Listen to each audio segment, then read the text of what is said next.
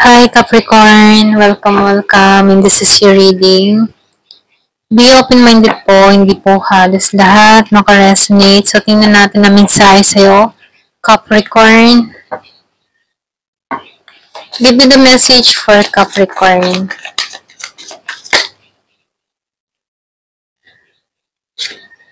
Meron ka ditong share your voice in the crumbling.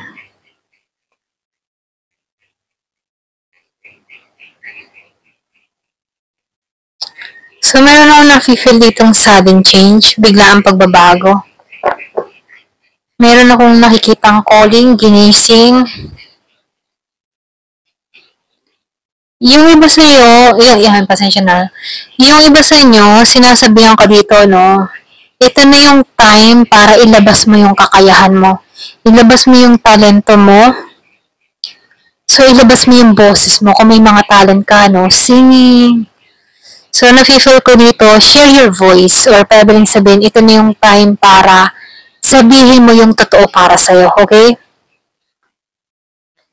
So, yung iba sa inyo, pwede, ikaw yung tipo ng tao na mahabang panahon ka na nasa bahay o mahabang panahon ka na natenga, okay? So, sinasabihan ka dito, ito na yung time para alisan mo to. Alisan mo to or mag-explore ka, mag-try ka ng mga bagong experience. So, nafe-feel ko dito, merong mga tanong dito, ano ba yung inaasa mo? Ano ba yung ninanais mo? May question dito gano'n, Ano ba yung hinahangad mo? Kasi kung may kita mo dito, meron ditong tower, nabiyak siya, Pero itong tower na to, yung mga problema na pinagdaanan mo, meron pala yung magandang bunga. Okay? Para makita mo tong ganda ng mundo. Okay? So dito, share your voice. Mahabang panahon ka na yung mga na-stack or mahabang panahon ka na tinago mo yung sarili mo. So, na-feel ko dito, yung iba sa inyo, meron kang ninanais, meron kang inaasa, meron kang gustong makamit na pangarap. So, nafe-feel ko dito, merong happiness na naghihintay sa'yo. So, sinasabihan ka lang dito, huwag kang matakot na sumugal, huwag kang matakot na sumubok ng bagong experience. Kasi, merong calling sa'yo Yung iba sa inyo, magtatagumpay ka. Ito lang nafe-feel ko. Kung ano man yung nais mong makamit, pangarap ba yan, or mag-explore ba yan, or pwede rin mag-travel. So, ito na yung time para sumubok ka. Sumugal ka. Okay? At syempre, panalangin mo rin, Kasi meron ditong sudden change. Bigla ang pagbabago.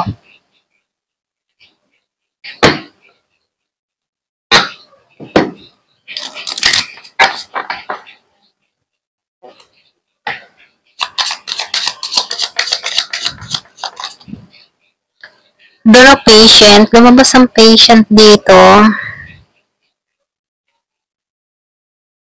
So, nafe-feel ko dito, meron dito akong nakikita na pagsikat, bunga ng pinaghirapan. Kailangan mo lamang dito maging patient ka. Makakamit mo din ang between or makakamit mo din yung tagumpay. So, makakamit mo din yung shine dito, okay? Nafe-feel ko dito para kang turtle, Medyo mabagal, pero sa bandang huli, makakamit mo yung tagumpay. So, nafe-feel ko dito na may kasiguraduhan na magtatagumpay ka sa mga pinaplano mo, tinatrabaho mo, or kung ano man yung nililikha mo. Okay? Dark mystery. So, may unknown dito, may secret. So, hindi mo alam kung ano yung naghihintay sa'yo. Wala kang idea kung ano mangyayari sa susunod. So, nafe-feel ko dito, meron ditong suspense na mangyayari, pero ganun pa man, kung hindi ka susubok, okay, hindi mo matatagpuan tong ninanais mo. Meron ako nakikitang iniharap sa'yo ay pangit, pero once na nagsubok ka, may maganda palang idudulot ito, okay? So, nafe-feel ko dito, pwedeng napapangunahan ka lang dito ng kaba.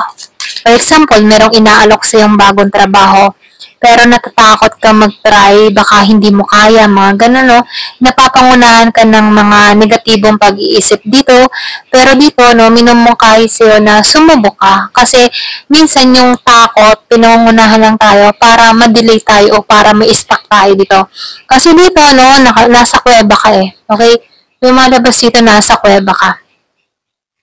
Pero ganun pa man, kung bubuksan mo tong kuwebang ito, no, matatagpuan mo dito yung bituin, okay? So, merong makukulay dito na halaman, okay?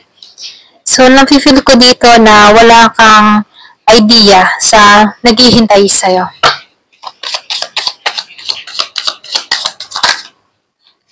So, meron ditong door of wonder, ano? So, meron ditong wonder. Meron ako nakikitang amazement, fascination, curiosity, and mystery. So, nafe-feel ko dito, meron dito magandang naghihintay sa'yo, okay? Meron dito yung temporary situation na nangyari, pero nafe-feel ko dito ay naranasan mo tong sitwasyon, masakit man, mahirap man, or kung ano man yung problema dumating, para makamit mo or para ma-receive mo itong blessing na ipagkakaloob sa'yo, okay? So, nafe-feel ko dito na magtatagumpay ka sa landas na tinatahak mo.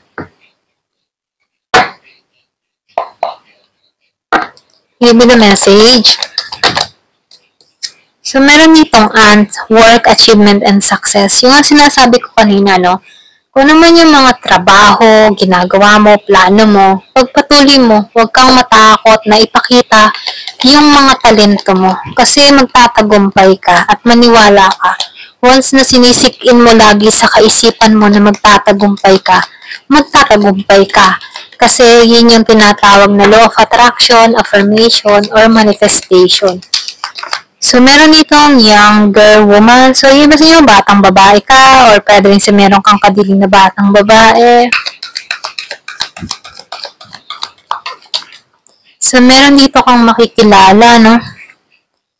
Meron kang makikilala sa ibang lugar, pwedeng online to, meron kang makakausap, meron kang stranger na makakausap na magiging importante para sa'yo. So, meron ka dito, yun sa'yo na merong umalis sa buhay mo, okay?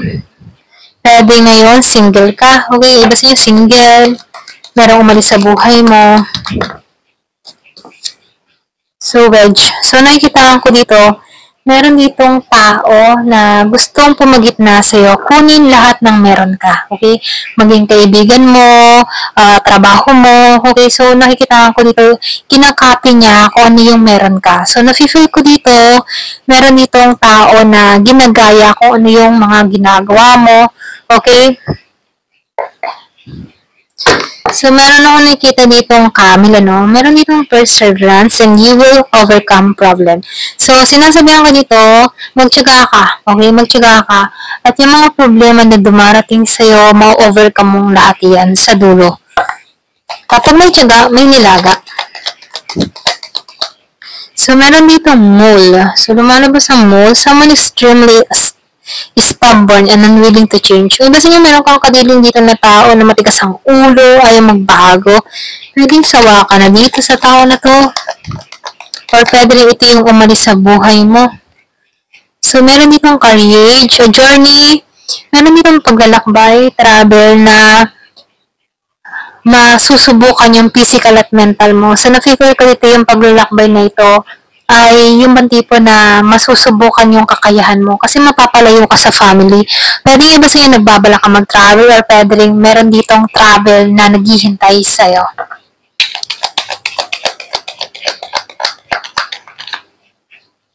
So, meron ka ditong diamond. So, meron kang regalong marireceive. Meron akong nakikita dito ang precious gift kang marireceive mula sa isang tao. Meron talaga dito matigas ang ulo, no? Yung kasi meron kang kadiling na aris, matigas ang ulo, agresibo. Pwedeng ito yung magbigay ng regalo sa'yo. Pero ganun pa man, meron din ditong tao na arugante. So, iwasan mo to, okay, itong aruganteng tao na to, masyado tong boastful. Kumbaga, siya yung tipo ng tao na hindi niya iniisip kung makakapanakit ba siya sa mga bibitawan niyang salita. So, nafe-feel ko dito, ito na yung time, kung meron kang kakilalang ganito, iwasan mo to, okay? Hindi to makakatulong sa sitwasyon mo.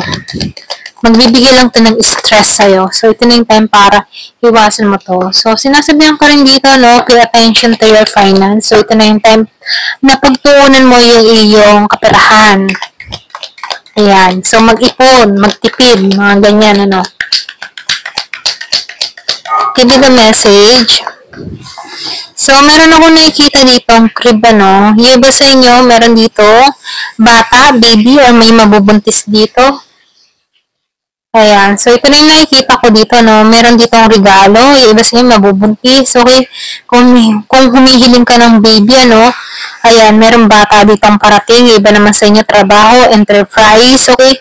Merong iaalok sa'yo.